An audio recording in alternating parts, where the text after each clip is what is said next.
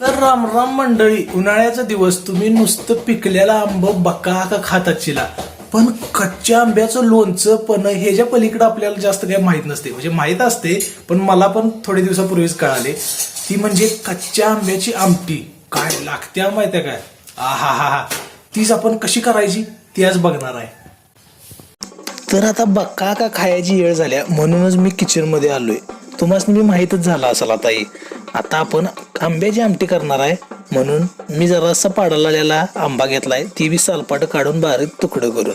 हे बाजूला दिसतोय ते गुडगुडीत वाटला जरा बिचारा, म्हणून त्याला मी बाजूला ठेवलाय. आपल्याला त्यासाठी अजून काय लागणार आहे? शेंगदाण्याचं कूट, आलं लसूण पेस्ट, जरासा गूळ, कढीपत्ता. हे तुम्हाला तिखट मीठ लागणार आहे, ते तुमच्या चवीनुसार तुम्ही टाकू शकताय. लांबडा असा कांदा चिरून घ्यायचा, त्याला अजिबात सुट्टी द्यायची नाही. आणि या मसाल्याच्या डब्यातलं सगळं काय लागणार नाही आपल्याला. जिरं आणि मोहरी फक्त फोडणी द्यायसाठी आपल्याला लागणार आहे. तर आता गॅसचा भडका बी उडवून झालाय, बारीक असं पातेलं ठेवलेलं आहे माझ्या मापाचं. त्यात आता तेल टाकतो. तेल जरा जास्तच टाकायचं, म्हणजे कट आपल्याला चांगला असा येतोय बघा. मध्ये मध्ये फक्त आंबा चोरून खाऊ नका असा, नाहीतर तो सपल. त्याला भजभजीत असं तापलं की त्यात मग जिरं आणि मोहरी टाकायची. म्हणजे कसा नेहमीप्रमाणे आपला तड तड तड तड तड तड असा आवाज आला पाहिजे, अगदी हलगी वाजल्यागत. त्याच्यातच आपल्याला कढीपत्त्याची पानं टाकायची. ज्याच्या दारात झाड आहे तिनं भरपूर टाका, काय प्रॉब्लेम नाही, औषधी असतोय. त्याच्यानंतर मग आलं लसूण पेस्ट आणि आंब्याचं तुकडं हे सगळं टाकून घ्यायचं. कांदा का टाकायचा? कारण भाजला पाहिजे ना तो, नंतर आपल्याला उकडायचा आहे. पण जरा भाजलं की कसं तेलात आपला कांद्याची जरा चव. ते चांगलं हलवून घ्या ना, एका साईडचं चिटकल आणि वरच्या साईडचं कच्चच राहील. आणि जेवण करताना सगळ्यात महत्वाची प्रोसेस हीच असते, हलवत राहणे. त्याला कटाळाला की तुमचं जेवण बिघडलंच म्हणून समजा. त्यात आता वरनं जरा हळद बी टाकून घ्या, तिची चव बी येते, कलर बी येतोय. आपल्याला जेवढं झेपतंय तेवढंच तिखट त्यात टाकून घ्या.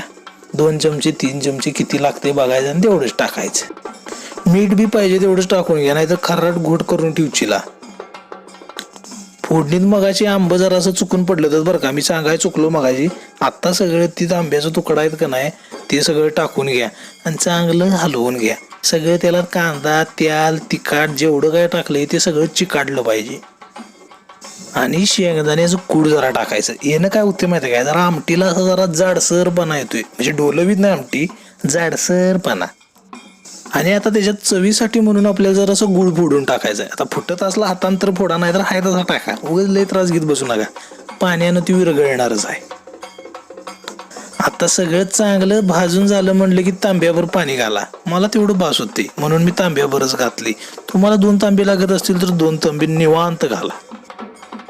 जरा आमटीला उसळी येऊस्तवर 10 मिनिटं वेळ काढा, तुमचा आत्मा येणारच आहे. कारण मस्त अशी आमटी झालेली आहे. मन घाला आणि काय करा, तुमचीच आमटी आहे. वाटकाभर प्या, तांब्याभर प्या, नाही तर भातासंग भाकरी संग खावा.